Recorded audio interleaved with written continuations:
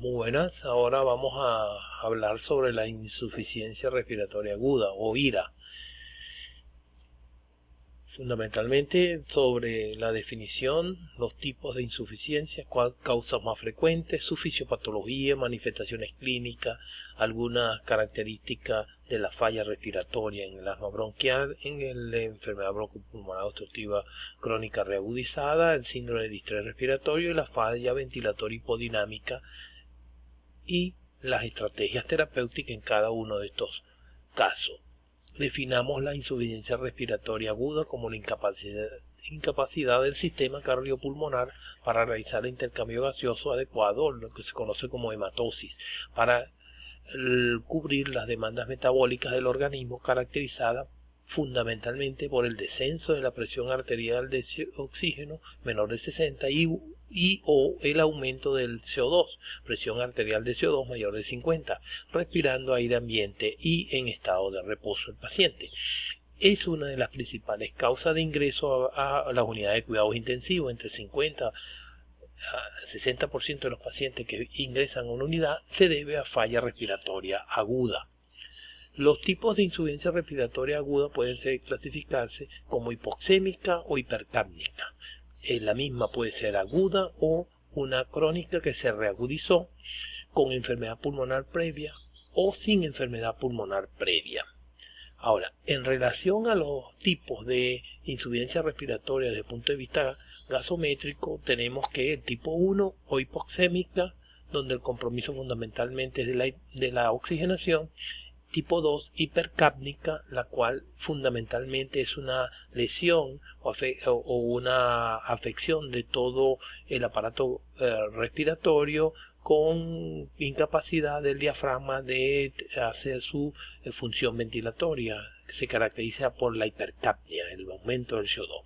El tipo 3 o perioperatoria, fundamentalmente posanestésica, que tiene que ver con la aparición de atelectasia durante el periodo perioperatorio debido a el uso de medicamentos sedantes y bloqueantes neuromusculares que afectan la capacidad ventilatoria diafragmática. Finalmente, la tipo 4, que se produce en estados de shock, en hipoperfusión tisular, lo cual aumenta el gradiente respiratorio, en el sentido de que el cociente respiratorio del oxígeno aumenta por consumo de oxígeno por las células ávidas de oxígeno. Una gran deuda de oxígeno en la célula aumenta el cociente de extracción de oxígeno, lo cual determina una hipoxemia a nivel pulmonar.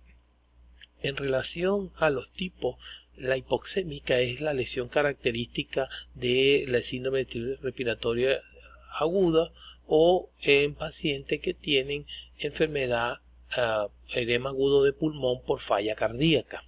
La hipercápnica generalmente se observa en obstrucción de vía aérea por situación de o base o obstrucción vía aérea por cuerpo extraño, por una insuficiencia respiratoria de origen central o una enfermedad neuromuscular que afecta la médula espinal y los nervios y la unión neuromuscular. La mixta es cuando aparece tanto hipoxemia como hipercapnia en un paciente. En relación a la insuficiencia respiratoria aguda, sabemos de que el intercambio gaseoso normal, el oxígeno difunde hacia los capilares desde los alvéolos. Más del 97% de este oxígeno se une a la hemoglobina. El CO2 difunde más rápido, es 20 veces más soluble que el oxígeno y difunde desde la sangre hasta el alvéolo. Ambos son intercambiados siguiendo un gradiente de presión que lo define la ley de Fitt. La caja torácica mantiene la fuerza respiratoria a través de los músculos inspiratorios, que es el diafragma, los intercostales externos y el esternocleidomastoideo. La expiración se hace a través de los músculos de la cincha abdominal y los intercostales internos. Si vemos la fisiopatología de la hipoxemia, tenemos que hay 6 elementos que explican la hipoxemia en un paciente: disminución de la presión inspirada de oxígeno, disminución de la presión venosa mixta de oxígeno, alteración de la difusión, alteración de la igualdad Beckut y cortocircuito intrapulmonar derecha-izquierda y la hipoventilación. Un mecanismo de hipoxemia que ocurre en las alturas es la disminución de la presión barométrica a nivel que ascendemos. Por ejemplo, en el Everest a 8.882 metros, la presión barométrica baja determina una presión inspiratoria de oxígeno que se calcula multiplicando la fracción inspirada de oxígeno por la presión barométrica. Esto determina que a grandes alturas la cantidad de oxígeno alveolar es insuficiente para poder difundir hacia el capilar pulmonar, lo cual produce una hipoxemia, un aumento de la presión dentro de los vasos pulmonares, un edema pulmonar que puede matar al alpinista. El gradiente alveolar arterial de oxígeno lo determina la presión alveolar de oxígeno menos la presión arterial de oxígeno. Eso se conoce como gradiente. Lo normal tiene que ser menos de 15 a 20 el gradiente y se calcula por una fórmula de presión alveolar que es igual a la presión inspirada de oxígeno menos la presión arterial de CO2 sobre R, que es el cociente respiratorio. De manera pues que esto podemos estimar la presión de alveolo de oxígeno para calcular el gradiente. El gradiente de alveolo arterial de oxígeno en un adulto sano respirando aire ambiente siempre es menor de 15 y se estima con esta fórmula: el gradiente alveolo arterial de oxígeno es igual a 2.5 más 0.21 por la edad de la persona. En el pulmón la relación BQ tiene 3 zonas. Una zona 1 de West, que es la zona más alta del pulmón cuando estamos sentados, donde la presión alveolar es mayor que la presión arterial, que esta es menor que la presión venosa. La zona 2 de West, donde la presión arterial es mayor que la alveolar y mayor que la venosa. Y la zona 3 de West, la presión alveolar arterial es mayor que la venosa y mayor que la alveolar. De manera que en esta zona 3 hay un aumento de la perfusión en disminución de la ventilación. Una zona de BQ bajo, la zona 2 es un BQ normal 1 y la zona 1 es un BQ alto. Para calcular la oxigenación de un paciente se va a tomar en cuenta la edad y la posición. Cuando un paciente está en la medida que avanza la edad, el cálculo de la presión estimada arterial de oxígeno es igual a 103,5 menos 0,42 por la edad de la persona. Esto nos da la presión estimada arterial de oxígeno normal. Para el cálculo de la presión arterial en función a la posición, si el paciente está sentado, la presión estimada arterial de oxígeno es 104,2 menos 0,27 por la edad. Y si está en decúbito supino, es decir, acostado en la cama, es 109 menos 0,43 por la edad. Dentro de las causas de hipoxemia hipercápnica, es decir, la de insuficiencia tipo 2, que produce acidosis respiratoria, tenemos la hipoventilación alveolar cuando el impulso ventilatorio central está disminuido, por ejemplo un tumor en el bulbo raquídeo, trastorno neuromuscular, ya sea un Guillain-Barré o una miastenia gravis, alteración muscular de la pared torácica, alteración de las vías aéreas. Esto se determina un aumento del VDBT por alteración BQ y aumento de la producción de CO2 producto del aumento del trabajo respiratorio. En la insuficiencia respiratoria tipo 2 se ve origen central cuando está medicado el paciente con depresores, sedantes, o porque tiene una neoplasia del sistema nervioso, una infección, una meningoencefalitis, o de causa neuromuscular, por ejemplo, una lesión medular por un trauma de columna, una causa de medicación metabólica, infección, miastenia, etc. Si la vía aérea es la comprometida, puede ser porque el paciente tiene una obstrucción de la vía aérea superior por una faringoamigdalitis, un trauma a nivel laríngeo o parálisis de las cuerdas vocales. Y un trauma de tórax puede ser la causante de la falla respiratoria, una escoliosis o una lesión, un derrame pleural importante.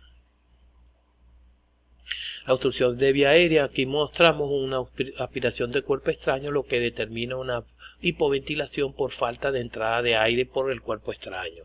Aquí vemos un derrame pleural derecho provocado por una neoplasia a nivel del bronquio izquierdo con metástasis pleural. El derrame pleural ocupa la base del pulmón izquierdo y derecho, lo cual origina atelectasia por compresión y también provoca una insuficiencia respiratoria. En la atelectasia por obstrucción, cuando hay en este caso hay mucosidad que obstruye el bronquio, se produce una falta de entrada de aire a estas alveolos, lo cual se absorbe todo el aire alveolar y se produce una atelectasia por obstrucción. En este caso vemos un gran tumor bronquial, un carcinoma broncogénico por el cigarrillo, lo cual produce un tumor endobronquial que obstruye este bronquio y provoca la insuficiencia respiratoria. La atelectasia por un tumor en el bronquio también origina esta insuficiencia respiratoria. Y esta atelectasia por compresión, cuando hay un área del pulmón ocupado, ya sea por un tumor o que comprime a los alveolos, provocando una atelectasia por compresión. La fisiopatología de la hipoxemia, en este caso por desigualdad BQ o en algunos extremos el efecto Chung. La causa menos común es la difusión de membrana alveolo-capilar. Por ejemplo, cuando hay una neumonitis por varicela, se produce un engrosamiento de la membrana, lo cual compromete la oxigenación. La hipoventilación alveolar, que vimos ya en el caso de la altitud, por disminución de la presión inspirada de oxígeno. Aquí vemos un paciente con un cuadro de distrés respiratorio, ocupado todo el pulmón izquierdo, y en la base derecha hay una neumonía necrotizante. Este es una radiografía normal y aquí vemos un gran neumotórax derecho, lo cual colapsa el pulmón derecho, originando un efecto Chung importante del pulmón derecho. Las manifestaciones clínicas de una insuficiencia respiratoria aguda se presenta como agitación o somnolencia cuando avanza el cuadro, aumenta el trabajo respiratorio, respiración paradójica que se produce por fatiga diafragmática. Y la cianosis, en casos de anemia importante no podríamos verla. Recuérdese que la cianosis es aumento de 5 gramos de hemoglobina desoxigenada y la coloración azulada de piel y mucosa, la disnea, la sudoración, la taquicardia y la hipertensión. El diagnóstico de insuficiencia respiratoria aguda se muestra en los gases arteriales. Aquí tenemos los gases normales, el pH entre 7.35 y 7.45, la presión arterial de CO2 35-45 milímetros de mercurio, la presión arterial de oxígeno entre 80 y 100, la saturación de la hemoglobina entre 95 y 100% y el bicarbonato 24 más o menos 2. Es los valores normales de los gases arteriales.